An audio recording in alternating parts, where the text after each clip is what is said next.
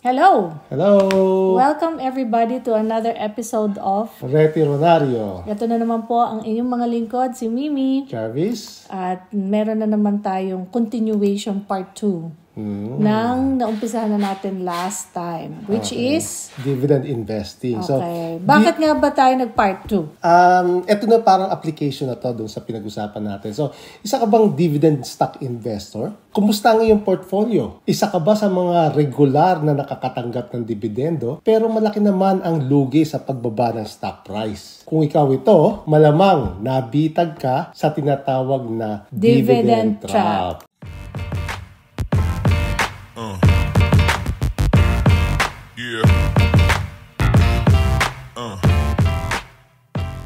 So last episode, ang pinag-usapan natin ay kung paano ito may iwasan. So ang ating part 2 na mga panganib ng dividend investing, paano ito maiwasan? So application na siya. So bakit application? Maghahanap tayo ng mga stocks na nagbibigay ng magandang dividend pero sustainable siya. So ibig sabihin, there is hope dun sa mga feeling nila, wala nang pag-asa tong stock investing. So medyo kakaibang style natin yan since medyo technical ng topic.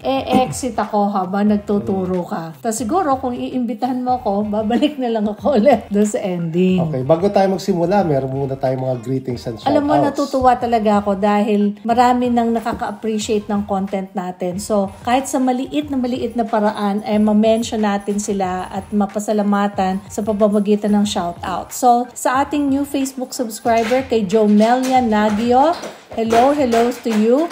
Sa ating mga YouTube subscribers, Richard Arenas, Life is Beautiful, I am Noctis, JP2 Yap o JP Yap, Alan Mejia, Sherwin Carillo, Miguelito Miniano, Melva Yap, Laris Santos, Atisor Business Center, Dan Fab, Mel Ski, Jenny Gutierrez Channel, Sterling Meyer 4032, Ador Consigo, Alisa Lim, Derek Abloy TV Dubai, hanggang Dubai nakakarating tayo, Amy or Amy Samaniego, Patrick Diamante, and Maine Brighton. Thank you. Thank you so much. At kung meron kayong tanong, as usual, sabihin nyo lang sa amin, comment below, at pwede rin kayo mag-email, sasagutin namin. Otherwise, sabihin nyo sa amin kung ano yung mga favorite topic nyo. At pagbibigyan namin kayo, kung kakayanin. So, disclaimer muna tayo. Okay, dun po sa mga bagong-bago pa lang sa aming channel, we are not financial advisors. Our sharings are based on our own personal experiences and research. So, lagi namin sinasabi, if you need help, consult your financial advisor dun sa mga mas specific pa na pangangailangan based on your circumstance. Okay, so review muna tayo. Ano ba yung key takeaways natin ng part 1? Sabi natin, huwag habulin ang mataas na dividend yield dahil malamang malalagay kayo sa bingit ng alanganin na tinatawag na dividend trap. Mag-focus muna tayo sa fundamentals ng kumpanya. Ano itong mga fundamentals ng kumpanya? Yung economic moat na tinatawag o yung competitive advantage ng isang kumpanya. Normally, ito ay nagre-reflect sa kanyang return on invested capital, operating margin at net margin. At meron dapat itong magandang payout ratio. Dapat hindi masyadong malaki kasi kung masyadong malaki it's too good to be true. At hindi. At saka isa pa, pag medyo bumaba ang income ng earnings ng kumpanya, baka mahirapan silang isustain yung pagbibigay ng dividendo. Ang gusto din natin makita yung dividend per share niya ay nag-i-increase over the years. Ang financial health niya dapat maganda din. Yung kanyang current ratio, debt equity ratio, at interest coverage. Mamaya malalaman natin kung paano natin ito titingnan. Dapat yung stock price niya ay tumataas din. Kasi kalimitan yung mga dividend stocks, ang stock price ay pababa. Pero ang gusto nating hanapin ay yung mga stocks na ang stock price ay tumataas din. So dapat din ang gusto natin ay may proven track record na to. So ang minimum number of years ng kumpanya na nag-i-exist dapat at least 10 years. Sa araw na to, ang sources natin ay dalawa. Yung una, yung trading view, kung saan gagamitin natin yung charting software niya at yung stock screener. At yung pangalawa, yung Guru Focus. Titingnan naman natin yung fundamentals ng mga company dito sa Guru Focus. Panganib sa dividend investing, pinag-usapan din natin to last time, Alam natin na sa stock investing, ang halaga ng stock ay pwedeng tumaas at pwede din bumaba. And since ang dividend investing ay ang pagbili din ng stock ng mga nagbibigay ng dividendo, ang halaga ng stock price ay pwede din tumaas o bumaba. So, hindi ibig sabihin na nagbibigay ng dividendo laging mataas. Laging mataas lang yan. And mabuti kung tumataas talaga yung halaga ng stock. Pero kung ang stock na nabili ay hindi maganda, yung in terms of their fundamentals, ang dividendo ay pwede ding bumaba o pwedeng tanggalin. Ang stock price ay bumabagsak din. So, ang pagbibigay ng dividendo ay hindi obligasyon ng kumpanya unless na ito ay isang REITs o yung Real Estate Investment Trust. Kasi by law, sila ay required na magbigay ng at least 90% of their earnings. So, ang laki ng dividendo ay depende sa kinita ng kumpanya. Kung maliit ang kita, maliit ang dividendo. Kung malaki ang kita, malaki ang dividendo. Kung walang kita, baka itigil nila ang pagbibigay ng dividendo. So, pwedeng itong itaas, pwedeng ibaba, pwedeng itigil pansamantala, o pwedeng itigil permanente yung pagbibigay ng dividendo. So, walang control yung mga nakaka-receive na dividendo sa decision ng company. Pwede ding bumagsak ang stock price, sabi nga natin, o mabankrupt yung kumpanya. I-review din natin ano ba yung dividend trap. Dahil sa hangad na malaki ang dividendong makuha, ang iba ay nabibitag sa dividend trap. So, dividend trap, parang umaasa ka sa dividendo na yon. Hindi, ang ginagawa nila ng yung mga nalagay dito sa dividend trap, ang hinahanap nila yung mga companies na malalaki ang dividendong ibinibigay. Pero eventually, hindi kayang i-sustain yung pagbibigay ng dividendo, kaya bumabagsak yung stock price at the same time, yung dividendo minsan itinitigil nila. O sisimulan na ba natin yung lesson mo? So, papabayaan na muna kita at babalik na lang ako mamaya. Sige. Okay, so makinig kayo. Kung meron kayong paper, pen, o gusto nyo i-rewind habang nagle-lecture si Jarvis, feel free. Kung gusto nyo, mag-ready na rin kayo ng kape at tinapay para awake na awake kayo habang nagle-lecture. So, see you po maya-maya. Bye! Okay, so paano ba natin nahanapin itong mga dividend stocks na to na hindi tayo mabibitag ng dividend trap na tinatawag? So, gagamitan natin ito ng stock screener ng TradingView. So, punta kayo dito sa browser nyo sa tradingview.com. At kung hindi pa kayo nakakapag-sign up, mag-sign up kayo. And then, pag nakapag-sign up na kayo, i-click nyo yung products, then supercharts. So, ang gagawin natin, ito ang magiging guide natin. So, dapat, to avoid the dividend trap, dapat meron tayong economic mode na tinatawag na which is represented by the return on invested capital. Dapat greater than 13.5, operating margin greater than 21.1, net margin greater than 14.1, may payout ratio na less than 90%, at yung kanyang dividend per share ay tumataas, yung kanyang financial health ay maganda, yung kanyang stock price ay tumataas ng 10% yearly for the past 10 years, at dapat medyo may edad na rin itong company na to, at least 10 years old. So, muna natin gagawin dito sa price chart na to, isi-set up muna natin. So, paano mag-set up? So, yung gagamitin nating chart ay yung candlestick na tinatawag. So, i-click nyo yan. Click nyo itong candles. So, yan yung mga candles na tinatawag. And then, ang gusto nating time frame ay weekly. So, i-click nyo yung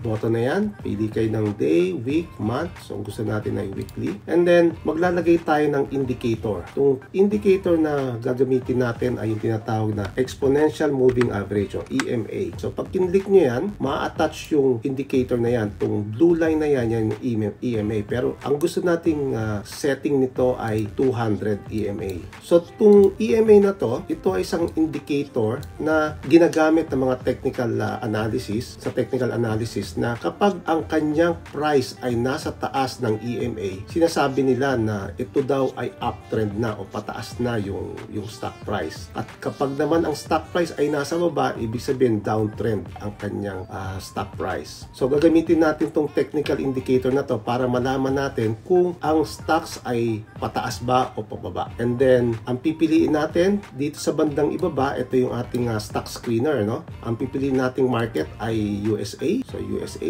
apply. So, i-click nyo lang itong flag na yan. Kung gusto naman nyo ng Canada, click nyo yung Canada. Pero USA tayo ngayon. And then, isi-set up natin yung ating stock screener column setup. So, itong nasa baba na to, gusto lang nating makita ay itong mga sector, dividend yield, ROIC, operating margin, net margin, current ratio. So, para mabago ito, i-maximize muna natin to. To maximize this, click nyo lang itong maximize button panel. And then, to change the column, i-click nyo lang itong column setup sa right side. So, ayaw nating makita itong basic EPS, net margin, gusto natin, price, return on asset, ayaw natin yan. Although, isa yan sa mga tinitingnan ko palagi, no? Return on equity, tanggalin din natin. Ang gusto lang natin ay return on invested capital, sector, dividend yield. Instead na hanapin natin dito yung dividend yield sa baba, i-type lang natin dito ang dividend. So lalabas dyan yung dividend yield forward. Gusto din nating makita ang operating margin, yung trailing 12 month, ang piliin natin. Gusto din nating makita ang current ratio MRQ, yung most recent quarter. So i-arrange lang natin ilagay natin yung dividend yield sa pinakakaliwa, return on invested capital, unahin natin yung operating margin, then net margin, and then current ratio. Gusto nating i-filter na itong mga companies natin, i-click natin itong filters. I-reset muna natin to kasi meron na itong nakalagay dito. I-reset all muna natin. Pag ni-reset all natin, makikita nyo, merong 17,867 stocks sa USA. Ito ay pag wala pang filter. Ibig sabihin, nandito lahat ng stocks, kay maganda, kay pangit, nandito lahat yan. 17,866 ang mafi-filter niya. Ang tanong kasi, ang dami niyan. Paano natin hahanapin dyan yung stock na maganda, na nagbibigay na magandang dividend yield? So, gagamitan natin ng filters. So, i-click natin itong filters na to, and then i-input natin yung ating criteria. So, dito sa baba, ito yung ating criteria. Gusto natin, yung country ay USA. So, i-click nyo yung country, then piliin nyo ang USA. Click natin yung country, i-type na lang natin, United States. Gusto din natin na ang exchange ay nasa New York Stock Exchange Arca, Nasdaq, at New York Stock Exchange. Ayaw natin ng OTC kasi yung mga stocks na nasa OTC, ito yung mga normally mga penny stocks. Dito sa OTC na to, hindi masyadong stringent ang criteria para ma-list yung mga company. So, ang gusto lang natin ay dito sa top 3 na to. Gusto din natin na ang return on invested capital ay above 13.5. So, ang gagawin natin, type natin dito ang return. Makikita natin ito, return on invested capital. Gusto natin ay above or equal to 13.5. Tapos, gusto din natin na ang operating margin, yung TTM, yung trailing 12 month, is above or equal to 21.1. And then, gusto din natin na yung net margin na trailing 12 month is above or equal to 14.1. Lastly, gusto natin yung current ratio natin is above or equal to 1. Ngayon, itong mga criteria na to, ito ay pwede nyong baguhin, pwede nyong babaan yung inyong criteria, or pwede nyong taasan, nasa sa inyo yan. Pero ito normally yung mga values na ginagamit ko. So, pag i-next nyo to at kinlik nyo uli yung filters, okay, lahat ng mga sinet up natin ay pupunta sa taas. Okay, lahat ng mga nilagay nating filters. So, i-reviewin lang natin, exchange, tama, United States, current ratio is above or equal to 1, operating margin, 21.1, ROIC is 13.5, and net margin is 14.1. So, pag i-next natin to, makikita nyo yung 17,000 kanina, naging 155 na lang. So, medyo na-filter na natin. Konti na lang ang titingnan natin, ang paghahanapan natin na mga companies, Ang gagawin natin ngayon is ititingnan natin itong ating criteria na to. I-match natin to kung nasa-satisfy ng mga companies na to, itong criteria na to, and then pwede natin i-consider na bilhin ito as a dividend stock. Okay, so ang gagawin natin, i-filter muna natin itong dividend yield from highest to lowest. Tingnan natin kung ano makikita natin. So, from highest to lowest, ang pinakamataas na dividend na binibigay ay itong UAN, which is 33.82. Tingnan natin ang graph nito. So, ang gagawin natin, i-minimize natin yung panel. I-click natin itong button na to. Lakihan lang natin ng konti. I-click natin itong UAN. Ito yung graph niya. Bago pala tayo i-continue natin, ang isa sa mga criteria natin, ang sabi natin, increasing stock price dapat ng 10% for the past 10 years. So, ibig sabihin, kung for the past 10 years, dapat nag-increase yung price niya ng 100%. So, ibig sabihin, first year, 10%, second year, another 10%, hanggang sa 10th year, 100%. So, ang gagawin natin dito, gusto nating makita yung price niya from November 2013 hanggang November 2023. So, lagyan natin ng line para meron tayong guide. So, ibig sabihin, from here to here, yan yung 10-year period. Ilagay lang natin dito sa pinakadulo yung linya at makikita natin dito sa bandang kanan yung percent increase niya from November 2013 to November 2023. Ibig sabihin, bumagsak yung presyo niya ng negative 58.40. So, ibig sabihin, ito ay hindi papasa sa ating criteria. So, tingnan naman natin yung susunod na isa, GPP. Ito ay less than 10 years, so hindi din papasa sa ating criteria. Sabi natin, dapat more than 10 years. Ito naman, ang in-increase lang niya is 16%. Ang gusto natin makita dito is 100%. So, hindi din papasa sa ating criteria. So, ang gagawin lang natin, iisa-isahin natin to hanggang sa makakita tayo ng magsasatisfy dito sa lahat ng criteria. Tingnan natin tong EPSN. EPSN, hindi pa rin. Isa-isahin lang natin yan.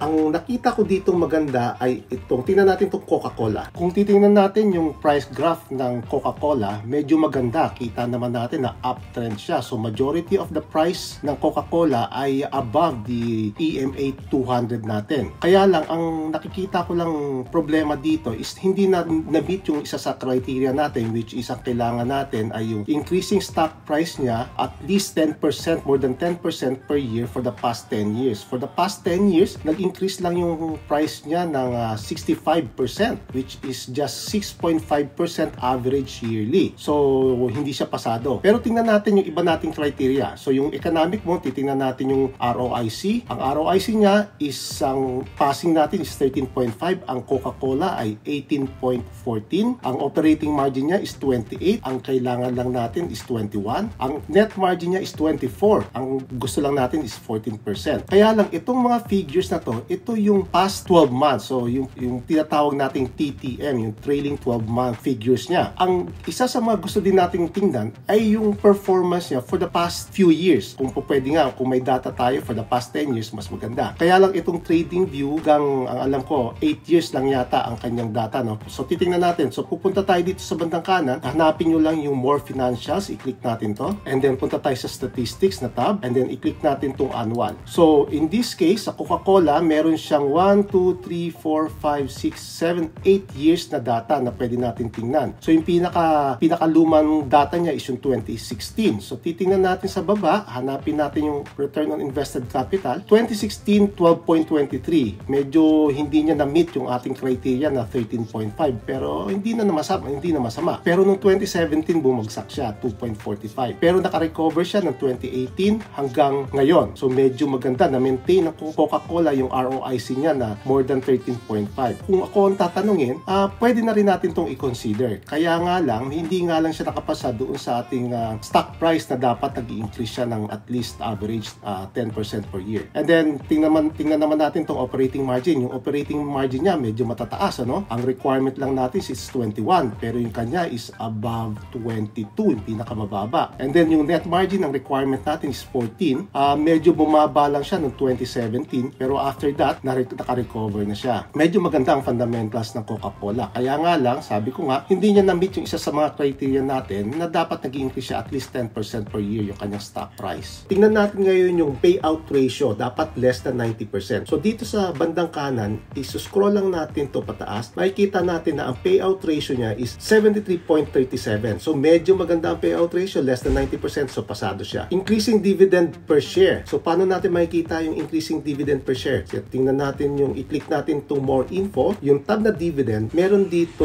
nakalagay na dividend per share. So makikita nyo, 2016, 140, 148, 156. So tumataas siya. So ibig sabihin, pasado din siya dito sa ating criteria na increasing dividend per share. So tingnan naman natin yung current, yung financial health niya. Current ratio, definitely pasado siya dahil ang current ratio niya is 1.14. At tingnan natin yung debt to equity ratio at yung interest coverage. Dito sa debt, equity, and interest coverage, para ma-analyze natin kung okay o hindi, i-compare natin yung kanyang number sa industry. Paano natin gagawin yan? Punta tayo dito sa Guru Focus. You don't need to open an account sa Guru Focus. Basta ang gawin lang natin, punta kayo sa website na to, i-type niya yung KO, which is yung code ng Coke. And then, ang piliin natin ay itong financial ng Coke. So, from here, mag-scroll lang kayo. Sa baba, hanapin niyo yung debt to equity ratio. Pag kinlik nyo yan, makikita nyo yung comparison ng debt to equity ratio ng Coke sa industry. So, in this case, medyo hindi maganda ang debt to equity ratio ng Coke. Ibig sabihin, kumpara sa industry, medyo malaki ang utang ng Coke, medyo hindi ko to pipiliin. Tingnan naman natin yung interest coverage ng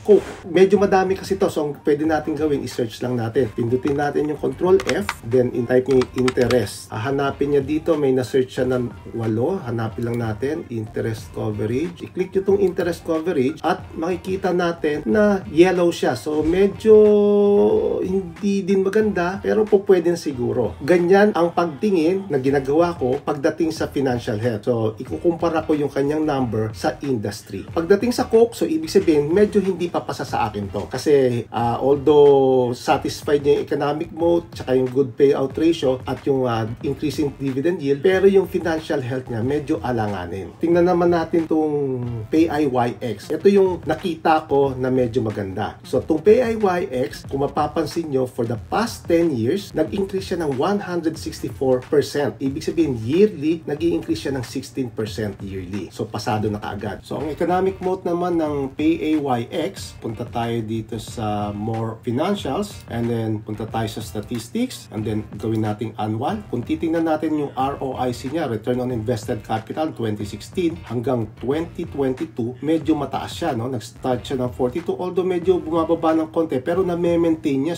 nasa 30%. And then yung operating margin niya, medyo malaki din. Na-maintain niya sa around 38%. And then net margin, ganun din, medyo malaki. So, ibig sabihin, in terms of economic mode, medyo mahirap kalabanin itong Paycheck Incorporated. Good payout ratio, tingnan natin ang payout ratio. 76.24. Basta ito ay green, ibig sabihin maganda yan. So, pasado siya sa payout ratio. Tingnan naman natin ang dividend per share. I-click natin itong more info at punta tayo sa dividend. So, tingnan natin ang dividend per share from 2016, 1.84 to 2.3, 2.48 at noong 2022, 3.26. So, tumataas ang kanyang dividend per share. So, pasado din siya. Tingnan naman natin ang financial health. Punta tayo sa Guru Focus. Ang kanyang code ay PAYX. Pipiliin natin yung financials at hanapin natin yung debt to equity ratio. This one. Okay, so yung debt to equity ratio ng PAYX ay maganda. Ibig sabihin, kumpara sa average ng industry, mas maganda ang kanyang debt to